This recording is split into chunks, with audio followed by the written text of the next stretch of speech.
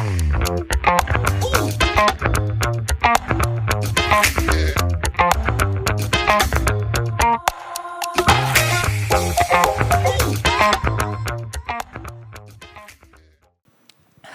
everyone. My name is Alena, and I am a woman. And I'm not here to fight for my rights, nor am I here to split the bill. Just saying. For many years, I was sure that we were all treated equal, men and women, in the business world, I mean. I was sure we were all equal, and it all depends on your professional skills. Until I got a leading position in a corporate company. One day, I saw a man walking past my office, and I got this feeling immediately. He was being groomed for my position.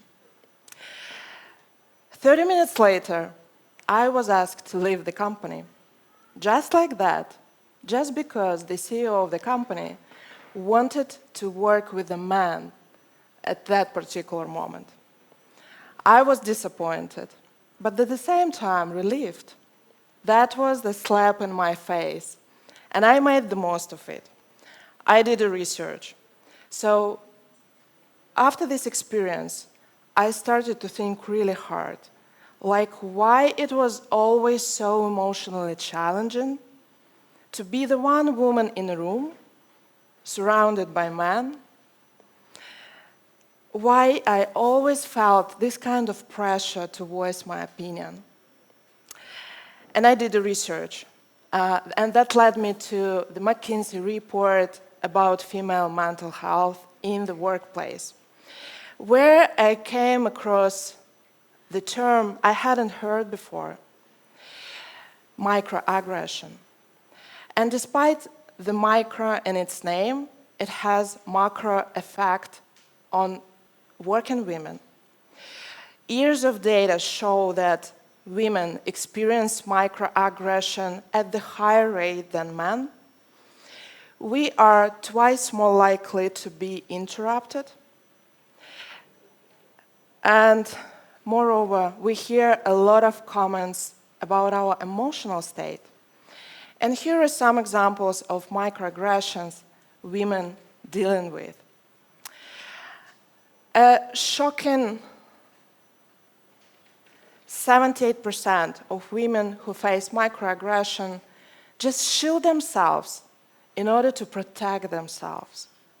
They do this by adjusting the way they look, the way they speak, and the way they act. And doesn't help your mental health, right? Most of these women decide not to show up or not to speak up at all. The third of these women most probably will consider quitting their jobs, and half of them experience burnout, depression, and anxiety. How many times did I do the same? How many times did I hold my opinion back? How many times I bite my tongue instead of speaking my truth?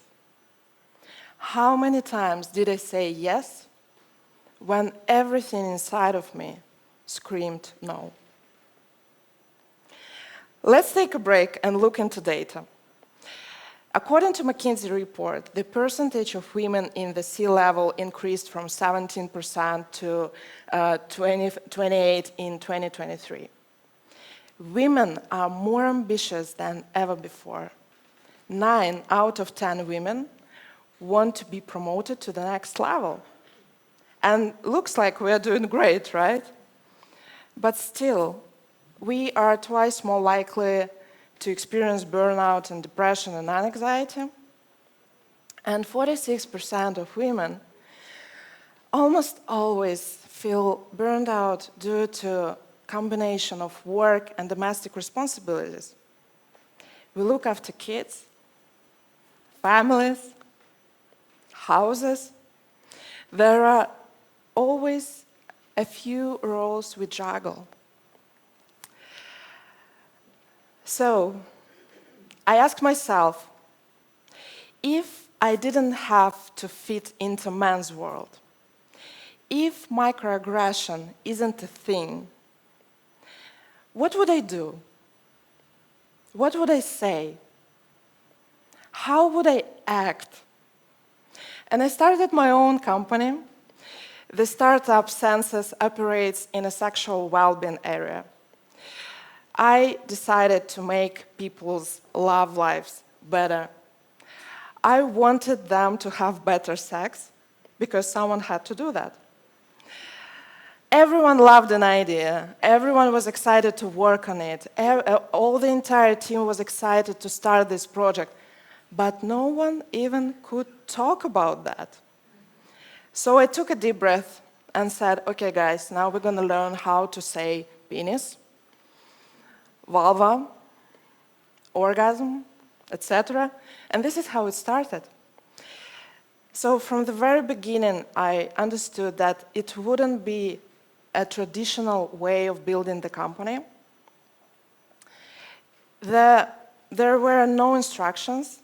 There were no one to ask for any advice.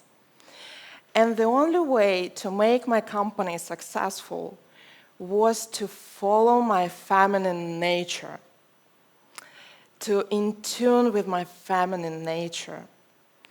That's why I spend a lot of time talking to a team. I spend a lot of time working on long-term strategy, considering everyone's interest into that project, and even consider people to make their impact in such a sensitive topic. And it worked. Even biggest investors, they couldn't keep their faces straight. They smiled, they made a lot of jokes about me, they even got intimidated. But this way of building communication, team, or the process in a feminine way succeeded. That also works really well when negotiation hits a dead end, when masculinity cannot reach an agreement. In such cases, I try to see broader picture, and I try to listen beyond the words. And guess what? Most of the time, negotiation went smoothly. Because I believe there are much more than just logic and numbers. I can connect with another person's heart. I can bring love into that. And I bring a lot of love into everything I do. Because this is what I am. I am love. One day I realized people wanted me to teach them yoga. That wasn't an easy decision to go there. Everyone around was sure that I'd gone crazy, that I went back from India, and this is a crazy idea.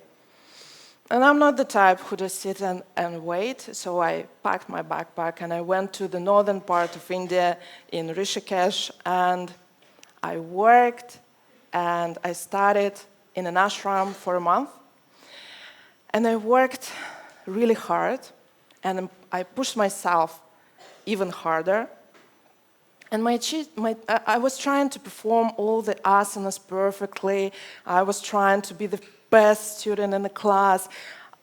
I was trying to do my best.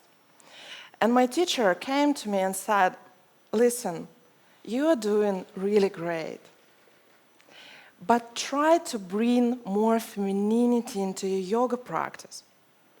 I was so confused, and I didn't expect that. And of course, I asked, like, what do you mean? And he clarified it in a way that if you need more time, take this time. If you need to take a few more breaths, just breathe. And try to make your yoga practice more fluid so you can combine discipline and self-compassion.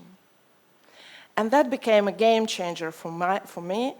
And it worked perfectly because my yoga practice developed like significantly and improved significantly. And this is how I learned in India What does it mean to bring femininity into everything you do? Another thing that I learned from India is the core principle of yoga, ahimsa, non-violence.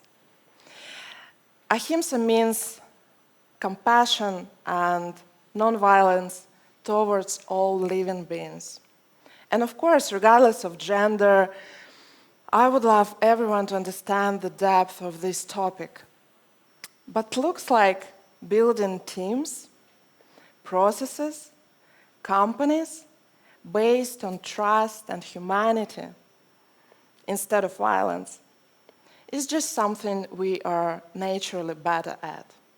Maybe because at home we are responsible for nurturing our families, kids, households, everyone. So I'm here to give a big shout out to all the women who already follow their feminine nature, bringing their heart into everything you do, and to empower others that the world needs your love, compassion, and humanity. The future is female, and it's so beautiful. Thank you.